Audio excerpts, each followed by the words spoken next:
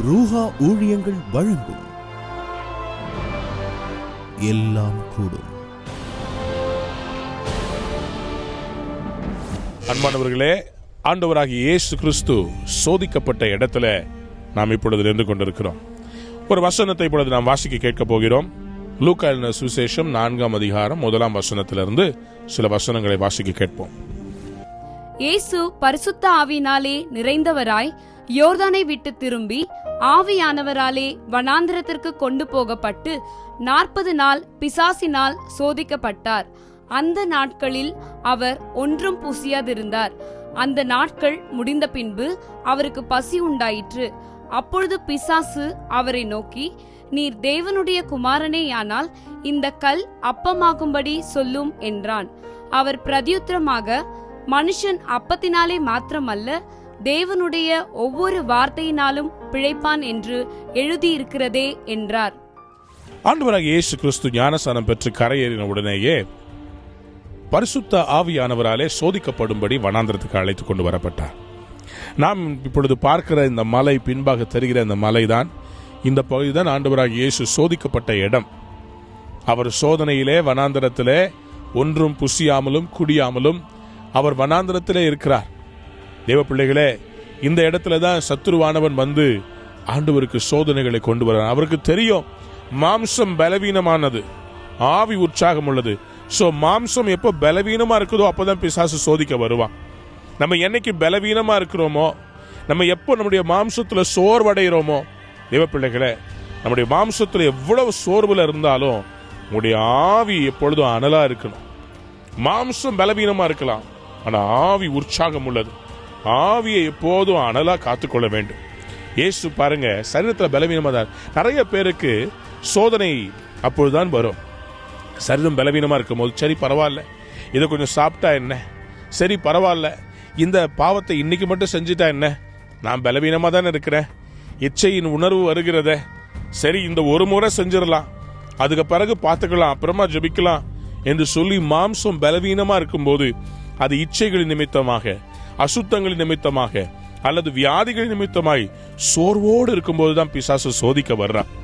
ஆண்டவராகிய இயேசு பாருங்க, பிதாவினிடத்திலிருந்து வல்லமையை பெற்றுக் கொள்வதற்காக 40 நாட்கள் பரிசுத்த ஆவியானவராலே சோதிக்கப்பட்டார். நம்முடைய வாழ்க்கையிலும் கூட சோதனைகள் வரும். ஆண்டவர் சொன்னாரு, இந்த உலகத்திலே உங்களுக்கு உபத்திரவங்கள் உண்டு, சோதனைகள் உண்டு, ஆனாலும் திடன் கொள்ளுங்கள், நான் உலகத்தை ஜெயித்தேன். உடைய வாழ்க்கையில கூட சோதனை வரும், பிசாசு வருவான், சோதிக்க வருவான். சோதனைக்காரன், அவன் பேரே சோதனைக்காரன். ஒரு தேசத்திலிருந்து நாம் வெளியே செல்ல வேண்டுமானால் அந்த தேசத்தில் ஏர்போர்ட்ல சுங்க அதிகாரிகள், சுங்க இலாக்காவுடைய அதிகாரிகள் சோதித்து பார்ப்பார்கள். இவ்விடத்தில் தவறான பொருட்கள் இருக்கிறதா, போதை பொருட்கள் இருக்கிறதா சோதித்து பார்ப்பார்கள். அதுக்கு பிறகுதான் உங்களை பிளேன்ல ஏற விடுவாங்க. அதுபோலதான் பரலோகத்தில் செல்வதற்கு முன்பாக ஒவ்வொரு மனுஷனும் சோதிக்கப்பட்டு பார்க்கப்படுவான். ஆண்டவராக இயேசுவே சோதிக்கப்பட்டார். பிசாசு வந்து சோதிச்சு பார்த்தான். அவரை எப்படியாவது சோதிச்சு தான் பெற்றுக்கொண்ட வல்லமையை தனக்கு சுயநலத்துக்காக பயன்படுத்தி கொள்ள இயேசுவுக்கு சோதனை. இப்ப இயேசுவுக்கும் பாருங்க, 40 நாள் உபவாசத்துல இருக்கிறார். பிசாசு வந்து சொல்றான், பசிக்குதுல, இந்த கல்லை அப்பமா மாத்தி டக்குன்னு சாப்பிட்டுருங்க. ஆனா இயேசு சொன்னாரு, நான் இந்த அற்பமான காரியத்துக்காக என்னுடைய அபிஷேகத்தை நான் யூஸ் பண்ண மாட்டேன். அவர் சொன்னார், மனுஷன் அப்பத்தினால மாத்திரமல்ல, ஆண்டவருடைய வாயிலிருந்து வருகிற ஒவ்வொரு வார்த்தையினால் பிழைப்பான். வார்த்தையே மன்னா, அந்த வார்த்தை எனக்குள்ள இருக்குது, அந்த வார்த்தை எனக்குள்ள இருக்கிறதுனால எனக்கு பசி இல்லை, நான் பிதாவினால் போஷிக்கப்படுகிறேன். நம்முடைய வாழ்க்கையில don't go for alternatives, don't go for cheap alternatives. உங்களுக்கு சோதனையை கொண்டு வந்து பிசாசு கொண்டு வந்து நிற்க வைப்பா. வாலிப பிள்ளையே, பிசாசு உனக்கு சோதனையை கொண்டு வருவான். உனக்குன்னு ஒரு வாழ்க்கையை கர்த்தர் வைத்திருக்கிறார். ஆனால் பார்க்கிற பெண்களை எல்லாம், ஆண்களை இச்சிக்கத்தக்கதாக உனக்கு கொண்டு வருவான். திருமணமான சகோதரனே, சகோதரியே, உன்னுடைய வேலை ஸ்தலத்தில், நீ பணியாற்றுகிற இடங்களிலே மற்றவர்களோடு எதிர்ப்பாளரோடு பழகும் போது உனக்கு பிசாசு சோதனையை கொண்டு வருவான். எல்லாரும் செய்யறாங்களே, ஏன் நீயும் தவறு செய்ய என்று சொல்லி சோதிக்கிறதற்கு சோதனை. நீங்க வீக்கா இருக்கும் போது, விசேஷமாய் எனக்கு கர்த்தர் இப்பொழுது ஒரு நபரை குறித்து காண்பிக்கிறார். உங்களிடத்துல தன்னுடைய பலவீனத்தையும் தன் குடும்பத்தில் இருக்கிற சோகத்தையும் சொன்னபோது உங்களுடைய இருதயத்தில் அவர்கள் மேல் பரிதாபம் ஏற்பட்டு நீங்கள் இப்பொழுது தடுமாறி கொண்டிருக்கிறீர்கள். ஆண்டவராக இயேசு சொல்லுகிறார், அது பிசாசு கொண்டு வருகிற சோதனை. நீங்க பரிதாபப்படலாமே தவிர, அனுதாபப்படலாமே தவிர, நீங்கள் அவர்களுக்கு உதவி செய்ய வேண்டிய அவசியம் இல்லை. கர்த்தர் செய்வார். உங்களுடைய குடும்பத்தை சீரழித்து விடாதீர்கள். கர்த்தர் உங்களுக்கு அழகான குடும்பத்தை கொடுத்திருக்கிறார், நல்ல பிள்ளைகளை கொடுத்திருக்கிறார். ஆவியானவர் சொல்லுகிறதை நான் அப்படியே சொல்லுகிறேன். தயவு செய்து உங்களுடைய பரிசுத்தத்தை களங்கப்படுத்தி விடாதீர்கள். சீ என்று உதறி போட்டுவிட்டு ஆண்டவருக்காக வைராக்கியம் பாராட்டுங்கள். இயேசு தனக்கு கொடுக்கப்பட்ட அந்த ஊழியத்தை அவர் நிறைவேற்ற பரிசுத்தமாய் காத்துக்கொண்டார். நீங்கள் ஆண்டவராக இயேசுவின் பெயரை சொல்லிக்கொண்டு அவர்களுக்காக ஜெபிக்கிறேன் என்று சொல்லி அவரிடத்திலே நீங்கள் தவறான பாவத்திலே விழுந்து விடாதபடி எச்சரிக்கையாயிருங்கள். இயேசு சொல்லுகிறார், பரிசுத்தத்தை குறித்து எச்சரிக்கையாயிரு, எச்சரிக்கையாயிரு. பைபிள்ல இருந்து நீங்க வசனங்களை கொட்டேஷனா SMS அனுப்பலாம். நீங்கள் அவர்களுக்கு பைபிளை பிரசன்ட் பண்ணலாம், அவங்களுக்காக ஜெபிக்கலாம், உபவாசம் இருக்கலாம். ஆனால் பரிசுத்தம் இல்லாவிட்டால் நீங்கள் எடுக்கிற எல்லா ஜெபமும் வீண். பரிசுத்தம் இல்லாவிட்டால் நீங்கள் போதிக்கிற இயேசு வீண். தேவ பிள்ளையே, உங்களையே ஏமாற்றிக் கொள்ளாதீர்கள். சோதனைக்கு தப்பித்துக் கொள்ள அவர் வழி செய்கிறவராக இருக்கிறார். ஏன் தெரியுமா? அவரே சோதிக்கப்பட்டபடியினாலே சோதிக்கப்படுகிறவர்களுக்கு அவர் வழி செய்வாராம். உங்களுடைய வாழ்க்கையிலும் இன்றைக்கு கர்த்தர் ஒரு வழியை உருவாக்குவார். மனுஷன் அப்பத்தினால் மாத்திரமல்ல. இரண்டாவதாக ஒரு சோதனை குறித்து நாம் பார்க்க போகிறோம். பின்பு பிசாசு அவரை உயர்ந்த மலையின் மேல் கொண்டு போய் உலகத்தின் சகல ராஜ்யங்களையும் ஒரு நிமிஷத்திலே அவருக்கு காண்பித்து, இவைகள் எல்லாவற்றின் மேலுள்ள அதிகாரத்தையும் இவைகளின் மகிமையையும் உமக்கு தருவேன். இவைகள் எனக்கு ஒப்பு கொடுக்கப்பட்டிருக்கிறது. எனக்கு இஷ்டமானவனுக்கு இவைகளை கொடுக்கிறேன். நீர் என்னை பணிந்து கொண்டால் எல்லாம் உம்முடையதாகும் என்று சொன்னான். இயேசு அவனுக்கு பிரதியுத்தரமாக, எனக்கு பின்னாக போ சாத்தானே, உன் தேவனாகிய கர்த்தரை பணிந்து கொண்டு அவர் ஒருவருக்கே ஆராதனை செய்வாயாக என்று எழுதியிருக்கிறதே என்றார். இரண்டாவது சோதனை. பிசாசானவன் வந்து இயேசுவை பார்த்து சொல்லுறான், கூப்பிட்டு போகிறான். நான் விசுவாசிக்கிறேன், இந்த மலை தொடரின் மேலதான் இங்கே அருமையாய இந்த மவுண்ட் ஆஃப் டெம்டேஷன் என்று எழுதப்பட்டிருக்கிறது. ஒருவேளை சத்துருவானவன் இந்த மலையின் உச்சியில நின்று ஒரே செகண்ட்ல எப்படி நம்ம இன்டர்நெட்ல உலகத்தை எல்லாம் பார்க்க முடிகிறதோ அதுபோல ஏதோ ஒரு டெக்னாலஜியை பயன்படுத்தி உலகத்தில் இருக்கிற ராஜ்யங்களை எல்லாம் இயேசுவுக்கு பிசாசு காண்பிக்கிறான். அவன் சொல்றான், இதெல்லாம் எனக்குள்ள இருக்குது. நீங்க யோசிக்கலாம், ஐயா, உலகம் ஆண்டவருக்கு சொந்தம் நினைச்சோம், பூமியும் அது நிறைவும் கர்த்தருடையது. நல்லா கவனிங்க, இந்த பூமி இயேசுவுக்கு சொந்தம், இந்த பூமி நம்முடைய பிதாவுக்கு சொந்தம். ஆனால் எப்பொழுது ஜனங்கள் பாவத்தில் விழுகிறார்களோ அப்பொழுது இந்த உலகத்தில் இருக்கிற பாவத்தில் இருக்கிற ஜனங்கள் அவனுக்கு சொந்தமாக அவன் பிடித்துக் கொள்ளுகிறான். அவர்களை அடிமைப்படுத்தி அவர்களை தன் கட்டுப்பாட்டுக்குள்ளே கொண்டு வந்து விடுகிறான். ஆகவே தனக்கு அவர்கள் மேல் இருக்கிற அதிகாரத்தை பிசாசு இயேசுவுக்கு காண்பித்து சொல்கிறான், இந்த உலகம் எல்லாம் இதெல்லாம் எனக்கு கொடுக்கப்பட்டிருக்கிறது. யாரு? இந்த பாவத்தில் இருக்கிறவங்க எல்லாம் எனக்கு கொடுக்கப்பட்டிருக்கிறார்கள். நல்லா கவனித்துக் கொள்ளுங்கள். எல்லாரும் ஆண்டவருக்கு சொந்தம், எல்லாரும் ஆண்டவருக்கு சொந்தம். ஆனால் பாவத்தில் விழும்போது பிசாசுக்கு நீங்கள் சொந்தமாக மாறிவிடுகிறீர்கள். தேவ பிள்ளைகளே, கர்த்தருடைய நாமத்தில் சொல்கிறேன், இன்றைக்கு அவனை உதறி தள்ள வேண்டும். பிசாசு சோதிக்கிற இரண்டாவது காரியத்தை பாருங்கள். பிசாசு இப்பொழுது ஐஸ்வர்யங்களை காண்பிக்கிறான், அதிகாரத்தை காண்பிக்கிறான். பாருங்க, உங்களுக்கு பணம் வேணுமா? கொஞ்சம் என் காலில் விழு. இயேசுவை பார்த்து, இயேசுவை பார்த்து, இயேசு கிறிஸ்துவை பார்த்து, பிதாவாகிய தேவனுடைய மகனை பார்த்தே சத்துருவானவன் அதை சொல்லுவானால், தேவ பிள்ளைகளே, நான் பல வருடங்களுக்கு முன்பாக உபவாசம் இருந்து நான் ஊழியத்துக்காக பிரிந்து வரும்போது ஒரு நாள் பிசாசன் வந்து எனக்கு நேரடியாக ஒரு சோதனை.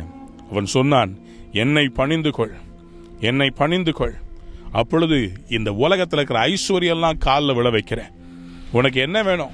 எவ்வளோ பணம் வேணும்? எவ்வளோ நகை வேணும்? எவ்வளோ புகழ் வேணும்? என்ன வேண்டுமானாலும் தருகிறேன். ஆனால் இயேசுவை பற்றி மட்டும் பாடாதே, இயேசுவை பற்றி ஆராதனை செய்யாதே. உனக்கு என்ன வேண்டுமோ நான் செய்கிறேன். ஏன் உனக்கு? அப்பொழுது ஆவியானவர் கூட இருந்து உதவி செய்து சொன்னார், என் இயேசுவை தவிர நான் வேற ஒருவரையும் புகழ மாட்டேன். அவரை தவிர இந்த நாவால் வேற யாரையும் பாடவே மாட்டேன். இந்த நாவு இயேசுவுக்கு சொந்தம், இந்த ஜீவன் அவருக்கு சொந்தம், இந்த ஆத்துமா அவருக்கு சொந்தம். இன்றைக்கு புகழ்பெற்ற பல பிரபலமான ராக் ஸ்டார்ஸ், இந்த மேற்கத்திய இசைகளை வாசிக்கிறவர்கள், பயங்கரமா லீட் கிட்டார் வாசிக்கிறவங்க, அவங்க எல்லாரையும் பார்த்தீர்கள் என்று சொன்னால் அவருடைய பாடல்கள் பயங்கர பிரபலமாக இருக்கிறது உலகம் முழுவதும். விசேஷமாக ஆங்கிலத்திலே எல்லா காலேஜ் கல்ச்சரல்ஸ்லயும் ஹோட்டல் கலிபோர்னியான்னு சொல்லி ஒரு பாடலை பாடுவார்கள். அந்த பாடல் அந்தி கிறிஸ்துவை குறித்ததான பாடல். 1969 ஆண்டிலிருந்து பரிசுத்த ஆவியானவர் இந்த பூமியில இல்ல, we haven't had that spirit here since 1969 என்று சொல்லி 1969 அந்தி கிறிஸ்து பூமிக்கு வந்தாச்சு என்று சொல்லி பாடப்படுகிற பாடல். அந்த பாடல் இன்றைக்கு எங்க பார்த்தாலும் பாடுவாங்க. எந்த கல்ச்சரல்ஸ் எனக்கு தெரியாது. நான் வாலிப வயதில் இருக்கும்போது அந்த பாடலை பாட்டுக்கிறேன். அதுக்கு பிறகுதான் தெரிய வந்தது. தேவ பிள்ளைகளே, அது போல பாருங்க, சிலருடைய முகங்கள் திடீரென்று ப்ராப்ளம் ஆகிறார்கள். திடீரென்று பார்த்தா பெரிய சூப்பர் ஸ்டார் ஆகி விடுவார்கள்.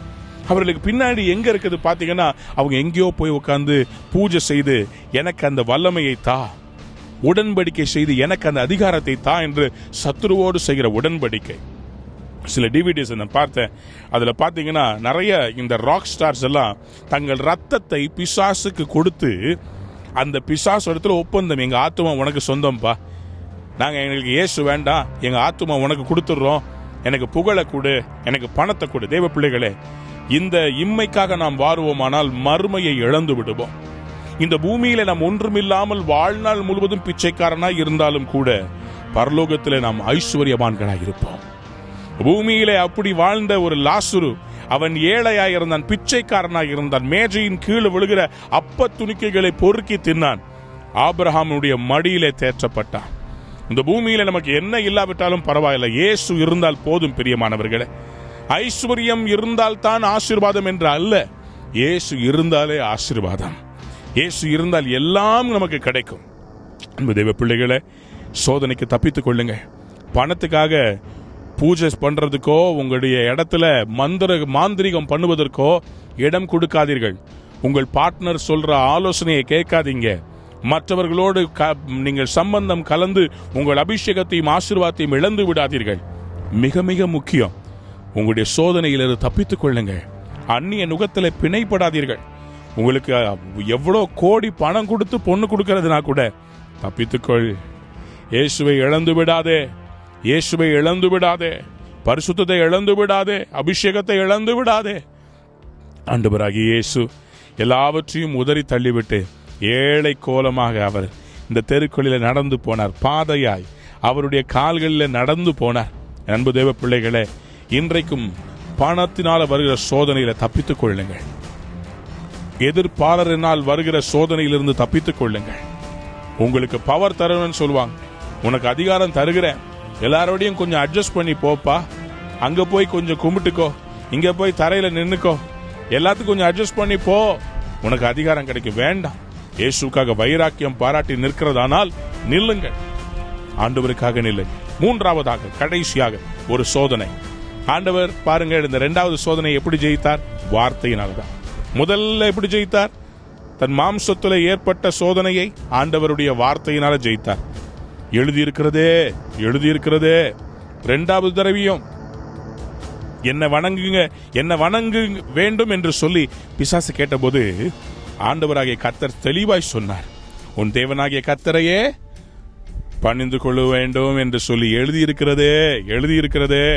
நான் எப்படி, உனக்கு முடியவே முடியாது, உனக்கு ஆராதனை கொடுக்க முடியாது. பிதாவாகிய தேவனுக்கு தான் ஆராதனை. உங்க ஆராதனை பிதாவாகிய தேவனுக்கு மட்டும் இருக்கட்டும். தயவு செய்து நீங்கள் கிறிஸ்தவர்களாக இருந்து கொண்டு நாள் பார்க்காதீர்கள். தயவு செய்து விளக்கு ஏற்றி வைத்து அல்லது கேண்டில் ஏற்றி வைத்து எந்த செத்தவர்களையும் நீங்கள் வணங்காதீர்கள். அவருடைய படங்களுக்கு பூமாலையை வைத்து நீங்கள் அவர்களை வணங்கி இவர்கள் தான் எங்களுக்கு ஆசீர்வாதம் தருகிறார் என்று சொல்லாதீர்கள். இதெல்லாம் சாபம். தேவ பிள்ளைகளே, இயேசுவை தவிர வேற யாருடைய காலையும் விழுந்து ஆசீர்வதிங்கன்னு சொல்லி கேட்காதீங்க.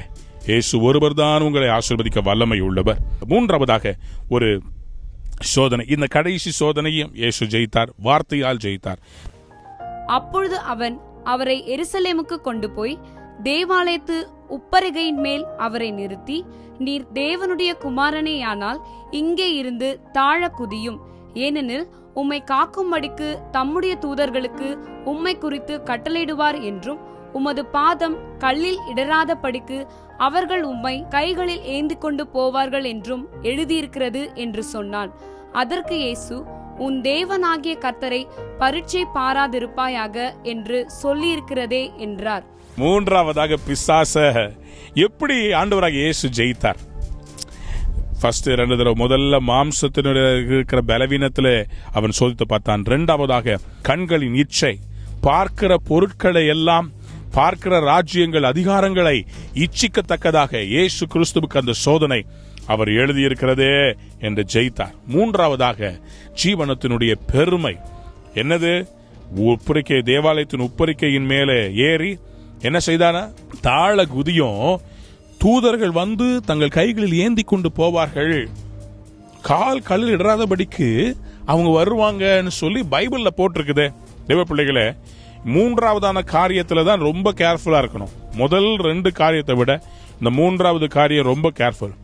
அநேகம் பேர் வசனத்தை சொல்லி உங்களை ஏமாற்றுவதற்கு வாய்ப்பு உண்டு. வசனத்தை பேசி இதை குறித்து தான் நீங்க ரொம்ப கேர்ஃபுல்லா இருக்கணும். வசனம் இப்படி எழுதி இருக்குதே, இதை செய்யுங்க, கேர்ஃபுல்லா இருக்கணும். இயேசுவிடத்துல பிசாசு சோதித்து பார்க்கிறான். நீங்க சும்மா குதிங்க, நல்ல கவனிங்க. ஆண்டவர் உங்களுக்கு ஒத்தாசையை அனுப்ப வல்லமை உள்ளவராக இருக்கிறார். எப்பொழுது அவர் சொல்லி நீங்கள் ஒரு காரியத்தை செய்வீர்களானால் உங்களை அங்கே கர்த்தர் சந்திக்கவும் அற்புதம் செய்யவும் அவர் வல்லமை உள்ளவராக இருக்கிறார். சிவந்த சமுத்திரத்துக்கு முன்னாடி நிக்கிறீங்களா? கர்த்தர் சொன்னார், இந்த சிவந்த சமுத்திரத்தினுடைய வெட்டாந்தரையில கடந்து போவீர்கள். ஆண்டவர் ஒரு கீழ்காற்றை அனுப்பினார், சமுத்திரம் வற்றி போனது, வெட்டாந்தரையில் நடத்தினார்கள். இது கர்த்தர் சொல்லி நடந்த அற்புதம். அவர் சொல்லாமல் சுய ஆதாயத்திற்காகவோ அல்ல பிசாசினால் தந்திரமாகவோ உங்களுக்கு யாராவது வசனத்தை வைத்து பேசினால் கூட வசனம் சொல்கிறார்களே என்று நம்பிவிடாதீர்கள். பிரியமானவர்களே, ஆராய்ந்து பாருங்கள். என் வாழ்க்கையில் நான் ரட்சிக்கப்பட்டதுக்கு ஒரு முக்கியமான காரியம், என்னுடைய பிசினஸ்ல ஒரு நண்பன் ஒருவர் வந்தார். அவர் இடத்துல வந்து சொன்னார், நான் ஒரு கிறிஸ்தவர் அல்லாத குடும்பத்தில் பிறந்தவர், ஆனால் இயேசு எனக்கு ரொம்ப பிடிக்கும், பாருங்க இந்த வசனம் எனக்கு தெரியும்னு சொல்லி கர்த்தரின் மெய்ப்பரா இருக்கிறார் என்று சொல்லி சங்கீதம் 23 எனக்கு ஒப்பித்து காண்பித்தார். ஒருவேளை அவர் ஸ்கூல் பயிலும் போது அந்த வசனத்தை அவர் படித்து வைத்திருந்தாரோ என்னமோ தெரியாது. ஆனால் அந்த நபர் என்னை முற்றிலுமாய் ஏமாற்றினார். எல்லா பணத்தையும் வாங்கி கொண்டு இடம் தெரியாமல் போய்விட்டார். நடு தெருவுக்கு வந்து தற்கொலைதான் முடிவு என்று சொல்லி போக வேண்டிய சூழ்நிலை. அந்த நேரத்தில் இயேசு வந்து என்னை காப்பாற்றினார். ஆனால் அப்பொழுது நான் ரட்சிக்கப்படாத போது பிசாசும் மந்திரம் ஓதுவான்றது தெரியல, பிசாசும் பைபிள் தெரியும்ன்றது நல்லா புரிஞ்சுக்கணும். பிசாசு தந்திரமானவன். எபேசியர் 6ஆம் அதிகாரத்தில் வேதம் சொல்கிறது, அவனுடைய தந்திரங்கள் நமக்கு அறியாதவர்கள் அல்லவே, அவன் தந்திரமானவன். அவன் தந்திரமா உங்களை ஏமாத்துறதுக்கு பார்ப்பான். அவனுடைய எண்ணமே ஏக்கமே எப்படியாவது ஜனங்களை ஆண்டவரை விட்டு விலக செய்யணும், ஆண்டவரை விட்டு விலக செய்யணும். வசனத்தையே பயன்படுத்தி அவர்களை எப்படியாவது ஆண்டவரை விட்டு தடுமாற செய்ய வேண்டும். ஆகவேதான் வசனத்தை பேசுகிறான். நீங்க குதிங்க, தேவதூதர்கள் வந்து காப்பாற்றுவார்கள். தேவ பிள்ளையே, ஆண்டவர் சொல்லாமல் எந்த ஒரு காரியத்தையும் நம்ம செய்யவே கூடாது. கர்த்தர் சொல்லாமல் மனிதர்கள் சொன்னார்கள் என்று சொல்லி நீங்கள் இறங்கி விடாதீர்கள். அவங்க சொன்னாங்க, இவங்க சொன்னாங்க, இங்க தீர்க்க தரிசனம், அங்க தீர்க்க தரிசனம். தீர்க்க தரிசனம் கேட்பது நல்லது, ஆனால் அதற்குரிய சாட்சி உங்களுடைய இருதயத்தில் இருக்க வேண்டும். You need to have a witness of the Holy Spirit in your heart. உங்கள் இருதயத்தில் அதுக்குரிய ஒரு விட்னஸ் இருக்கணும், ஒரு சாட்சி இருக்க வேண்டும். தவறான பாதையில் சென்று விடாதீர்கள். இயேசு பாருங்கள், அப்பொழுதுதான் சொல்றார், தனக்கு பிதாவானவர் கொடுத்த அதிகாரத்தை பயன்படுத்தி சொல்றார், உன் தேவனாகிய கர்த்தரை நீ பரீட்சை பாராதிருப்பாயாக. தனக்கு கொடுக்கப்பட்ட அதிகாரத்தை அப்பதான் எடுத்துக்கிறார். ஏ பிசாசே, உன் தேவனாகிய கர்த்தர் யார் தெரியுமா? நான் தான் கர்த்தர். என்ன பரீட்சை பார்க்கிறதுக்கு உனக்கு அதிகாரம், ஓடிப்போ, அப்பாலே போன்னு சொன்னார். ஓடி போனான். தேவ பிள்ளையே, உன்னையும் கர்த்தர் ஜெயம் கொள்ளுகிறவனாய் வைத்திருக்கிறார். நீ முற்றிலும் ஜெயம் எடுத்தவன். பிசாசையோ மந்திரவாதிகளையோ நீ பார்த்து பயப்பட வேண்டிய அவசியம் இல்லை. இந்த கட்டை எடுக்கணும்னா அதை பண்ணணும், இதை பண்ணணும், இவ்வளோ காசை கொடுக்கணும், இந்த பருப்பை தூக்கி வைக்கணும், இந்த எண்ணெயை வைக்கணும், இதை செய்யணும், இந்த உப்பை தூக்கி இங்கே போட்டிங்கன்னா இது சரியாகும். இதெல்லாம் வேண்டாங்க. இயேசுவுடைய வசனம் போதும், வார்த்தை போதும், நீங்கள் ஜெயம் எடுக்க முடியும். உங்களுக்குள்ள இருக்கிறவர் உலகத்தில் இருக்கிறவர்கள் பெரியவர். ஆகவே ஒரு மந்திரத்துக்கு இன்னொரு மந்திரம் தேவையில்லை. இயேசு என்கிற நாமம் போதும். இயேசு கிறிஸ்து வல்லமையுள்ள நாமம் போதும். இயேசுவின் நாமத்தில் இன்றைக்கு நீங்களும் ஜெயிக்க போறீங்க. நம்ம எல்லாரும் ஜெபிக்க போகிறோம். உங்களுடைய வாழ்க்கையில் இருக்க சோதனைகளில் ஜெயம் கொள்ள கர்த்தர் உங்களுக்கு கிருபை இன்றைக்கு தரப்போகிறார். எந்த காரியத்தில் நீங்கள் போராடி கொண்டிருக்கிறீங்க, எந்த காரியத்தில் பிசாசு உங்களை குற்றப்படுத்தி கொண்டிருக்கிறான், அதிலிருந்து ஒரு விடுதலை. இன்னைக்கு ஒரு தீர்மானம் எடுக்க போகிறோம். ஆண்டவரே, இனி அந்த பாவத்துக்கோ அந்த காரியத்துக்கோ நான் இனி உடன்பட மாட்டேன். நான் இன்றோடு விட்டு I am going to let go. நான் பிடிச்சிட்டு இருக்க போறதில்ல, நான் விடுற போறேன் அப்படின்னு சொல்லி நீங்க ஒரு தீர்மானம் எடுத்து ஜெபிங்க. நீங்க விட முடியாம எந்த பாவத்தில் நீங்க சிக்கி தவித்திருந்தாலும் இயேசு உங்களை இப்பொழுது சுகமாக்க அவர் வல்லமை உள்ளவராக இருக்கிறார். உங்களுக்கு விடுவிக்க அவர் வல்லமை உள்ளவராக இருக்கிறார். தகப்பனே, இயேசுவின் நாமத்தினாலே ஆண்டவரே, உம்முடைய குமாரனாகிய இயேசு கிறிஸ்து சோதிக்கப்பட்ட இதே இடத்துல இருந்து ஜெபிக்கிறோம். விட முடியாமல் இருக்கிற எல்லா ஆண்டவரே பாவத்தின் நுகத்தடிகளிலிருந்து நம்முடைய பிள்ளைகளுக்கு விடுதலை கொடுப்பீரா. எந்தெந்த மறைமுகமான பாவங்களில் சிக்கியிருக்கிறார்களோ சத்துருவை மேற்கொள்ளத்தக்கதாக இப்பொழுது நம்முடைய பிள்ளைகள் அந்த கிருபையை பெற்றுக் கொள்வார்களா. ஆண்டவரே, இங்கே சோதிக்கப்பட்ட போது நீர் வசனத்தை அறிந்தவராக இருந்தபடியினால வசனத்தை பேசி பிசாசை ஜெயித்தீரே. உம்முடைய பிள்ளைகளும் பைபிளை வாசித்து வசனத்தை கற்றுக்கொண்டு வசனத்தினால் ஜெயம் எடுக்க கர்த்தர் கிருபை தருவீராக. ஆண்டவரே, இப்பொழுது நாங்கள் செபிக்கிறோம். நம்முடைய பிள்ளைகள் இந்த உலகத்திற்கும் அதன் ஆசா பாசங்களுக்கும் தங்களை உட்படுத்தி கொள்ளாமல் கிறிஸ்துவையே பின்பற்றி ஜெயமெடுக்க கிருபை தாரும். அப்படி செய்கிறதுக்காக ஸ்தோத்திரம். இப்பொழுது ஒரு விடுதலை கட்டளை எடுக்கிறதுக்காக நன்றி. நீர் ஜெயமெடுத்த இடத்துல இருந்து, பிசாசை நீர் ஜெயித்த இடத்துல இருந்து நம்முடைய பிள்ளைகளை ஆசீர்வதிக்கிறோம். அப்படியே செய்யும். இயேசுவின் நாமத்தில் ஜெபம் கேளும் பிதாவே, ஆமென். ஜீவனற்று போன உங்கள் வாழ்க்கையை ஜீவ ஊற்றாக மாற்ற தேவனின் சுவாசம் ஒன்று மட்டுமே வழி என்பதை கண்டறிந்து தேவ கரத்தை கொண்டு சுகங்களை பெற்றுத்தரும் உங்கள் அடைக்கலம்தான் இந்த மாபெரும் ஊழியம். உங்களுக்காகவே திறப்பின் வாசலில் நின்று செபிப்பதற்காக காத்திருக்கிறார் உங்கள் அன்பு சகோதரர் போதகர் ஆல்வின் தாமஸ் அவர்கள். உங்கள் ஜெபத் தேவைகள் மற்றும் சாட்சிகளை எழுதி அனுப்ப வேண்டிய முகவரி: சகோதரர் ஆல்வின் தாமஸ், ரூஹா ஊழியங்கள், எண் 155, 3வது தளம், பெப்சன் கோர்ட், ஆற்காடு சாலை, கோடம்பாக்கம், சென்னை 24. தொலைபேசி எண்கள் 044 23728822 98847 1077 044 23728822 98847 10777. இமெயில் முகவரி alvinthomas@ruha.in. நீங்கள் இதுவரை பார்த்து ரசித்தது ரூஹா ஊழியங்களின் தயாரிப்பு. ரூஹா ஊழியங்கள். நீங்கள் சுவாசித்துக் கொண்டிருப்பது இறைவனின் மூச்சுக்காற்று.